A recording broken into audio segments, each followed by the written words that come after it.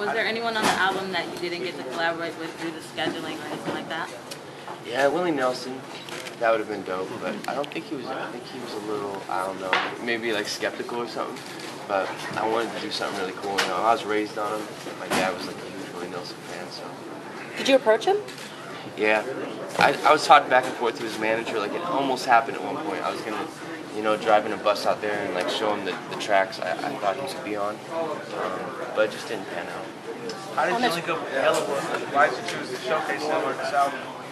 Yellow Wolf, yeah, maybe a year and a half ago, Deirdre was like, I had this kid from Alabama at the factory who wants to come meet you, whatever.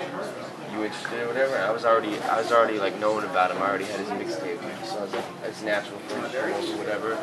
And we hit it off from the day we met, you know. So yeah, man, I like having him featured on the album. He'll be on tour for a little while.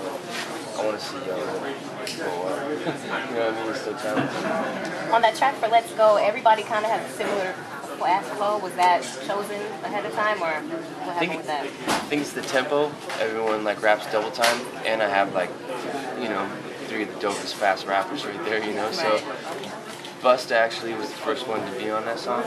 So he sort of set everything off, like set the bar, and then it was Twister, and then Yellow even said like, this is like a dream record for me. You know, when I was a kid, I dreamed I'd be on a record with Busta and Twister, so it was really cool.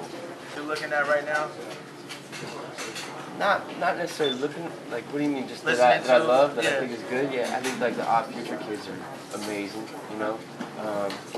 I think like Yellow Wolf's dope. I love seeing Little B get his shine right now. Like, I think there's a bunch of like good young hip hop out there. How hard has it been for you to create this lane for yourself as a solo drummer, being able to put out a record and so forth? I never set out to create a lane, really.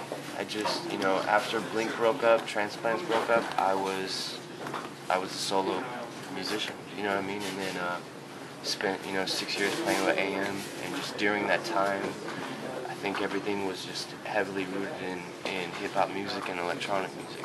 And it was just natural for me, you know. I had no idea Blink would ever get back together. Like, that was the, you know, reason this album was started. It wasn't like me just sitting around going like, man, I want to go do a solo album, like, screw all the rad bands I'm in. You know, at the time I wasn't in a band. I was just trying to find a way to continue making music, feeding my kids, whatever.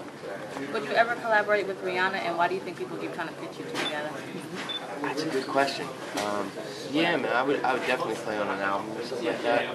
And, you know, we've just been friends for probably a year and a half or something ever since I taught her how to play the drums, but never romantically. I don't know where the rumors came from. Definitely not dating Rihanna. Not dating Rihanna. You guys have time for 2 more questions with you guys up here. Did you already talk about producing the album? What? Oh, I asked who your producer was, and Jenny said it was you. Yeah, I about 6 years ago, at the same time, Transplants and Blink broke up. Bun B had hit up Transplants and Rob and said, yeah, I want you guys to do something for my album I'm about to come out with. During that time, the band dismembered. It was no longer, and he said, well, you know what has to happen, and Travis needs to make that beat. You know, so I was kind of challenged by Bun B, someone I looked up to, like a good kind of challenge, almost like a good offer, like a good opportunity. And I wasn't going to pass that up, and that ended up being this song called Late Night Creepin' on his album.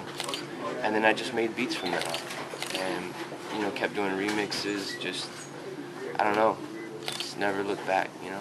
That sounds good. Cool, thanks. Thank you guys.